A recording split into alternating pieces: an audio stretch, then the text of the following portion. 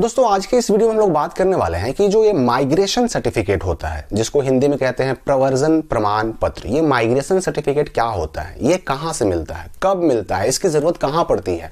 Migration certificate के बारे में आपको A to Z सारी जानकारी इसमें मिलने वाली है, इस वीडियो में मिलने वाली है। सबसे पहले मैं आपको बता दूं कि देखिए बोर्ड एग्जाम जो भी होते हैं, चाहे वो 10th का बोर्ड एग्जाम हो या फिर 12th का बोर्ड एग्जाम हो या फिर आप स्नातक कर रहे हो, ग्रेजुएशन में हो, पोस्ट ग्रेजुएशन में हो या फिर उसके आगे कोई टेक्निकल कोर्स कर रहे हो, आप सबको पता है कि भाई जो एग्जाम हम देते हैं, चाहे वो कोई सा भी एग्जाम क्यों ना हो, वो या तो किसी यूनिवर्सिटी से होता है या फिर किसी बोर्ड से होता है। अगर 10th और 12th की बात करें तो अधिकतर स्टेट में, अधिकतर राज्यों में 10th और 12th की जो परीक्षाएं होती हैं, एग्जामिनेशंस होते हैं, वो कोई ना कोई बोर्ड संचालित करती है। और उससे ऊपर यानी कि 12 से ऊपर की जो परीक्षाएं होती हैं, जैसे कि ग्रेजुएशन हो गया, पोस्ट ग्रेजुएशन, कोई टेक्निकल कोर्स, बीटेक वगैरह, डिप्लोमा वगैरह, ये सब कोई ना कोई जो है ना यूनिवर्सिटी जो है उसका संचालन करती है। अब देखिए ये माइग्रेशन होता क्या है ना, अगर आप किसी एक बोर्ड से आपने 10th पास किया, एग्जाम्पल हम लेते हैं, मान लीजिए आपने CBSE बोर्ड से 10th पास किया। 10th पास करने के बाद अब आप चाह रहे हैं कि हम CBSE से 10th तो कर लिया हमने, अब हम चाह रहे हैं कि हम 12 जो करें वो किसी और राज्य के बोर्ड से करें। जैसे एग्जांपल मैं आपको देता हूं, CBSE से किसी बच्चे ने 10th का बोर्ड एग्जाम पास कर लिया, अब वो चाहता है कि हम महाराष्ट्र बोर्ड से अपना 12 पास करें।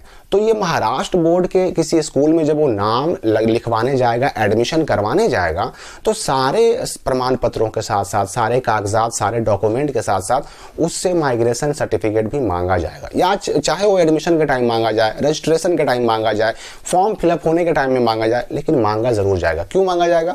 क्योंकि ये माइग्रेशन सर्टिफिकेट जो है ना, इसकी जरूरत ही तब पड़ती है जब आप बोर्ड चेंज करते हैं या फिर यूनिवर्सिटी चेंज करते हैं, तब।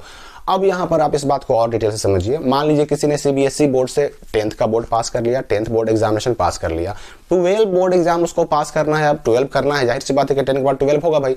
तो 12 बोर्ड एग्जाम वो अगर CBSE से ही देता है तो उसको फिर ये माइग्रेशन सर्टिफिकेट, प्रवर्जन प्रमाण पत्र की आवश्यकता नहीं पड़ेगी, उसको माइग्रेशन नहीं देना पड़ेगा।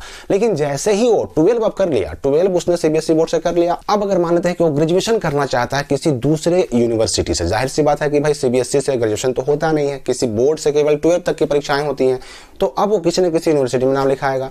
अब जिस यूनिवर्सिटी में जाए, चाहे वो किसी स्टेट का यूनिवर्सिटी हो, चाहे किसी सेंट्रल यूनिवर्सिटी में वो नाम लिखाए, अब वो जब उस यूनिवर्सिटी में एडमिशन कराने जाएगा तो उसको CBSE बोर्ड से अपना सारा डॉक्यूमेंट निकालने के साथ साथ माइग्रेशन सर्टिफिकेट भी निकालना पड़ेगा। क्योंकि इसका 12 बोर्ड कहां से हुआ? CBSE बोर्ड से। अब उसका ग्रेजुएशन कहां से होगा? तो किसी अन्य स्टेट के, किसी स्टेट या किसी सेंट्रल यूनिवर्सिटी से होगा। यानी कि यहां पर बोर्ड या फिर यूनिवर्सिटी चेंज हो रहा है।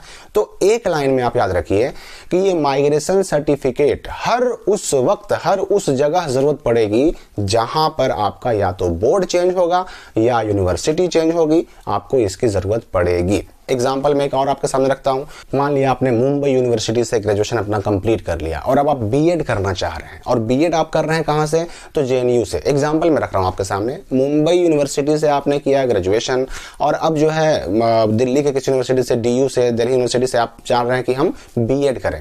तो जाहिर सी बात है कि आपका ग्रेजुएशन के बाद जो अगली डिग्री होगी वो कहां से मिलेगी? तो आपका DU से मिलेगा, दिल्ली यूनिवर्सिटी से मिलेगा। तो यहां पर जब यूनिवर्सिटी चेंज होगा तो आपको माइग्रेशन सर्टिफिकेट देना पड़ेगा, चाहे एडमिशन का टाइम देना पड़े बीएड में या फिर किसी रजिस्ट्रेशन का टाइम देना पड़े, फॉर्म फिलअप होने का टाइम देना पड़े, आपको देना पड़ेगा।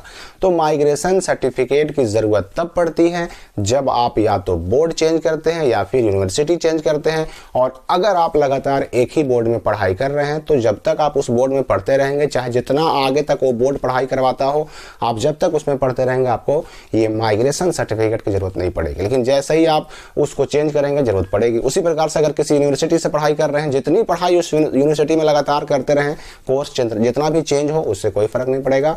लेकिन जैसे ही यूनिवर्सिटी चेंज होगा आपका माइग्रेशन सर्टिफिकेट अगली यूनिवर्सिटी में एडमिशन कराने का टाइम देना पड़ेगा। तो माइग्रेशन सर्टिफिकेट के बारे में मैंने लगभग सारी बातें बता दी आपको।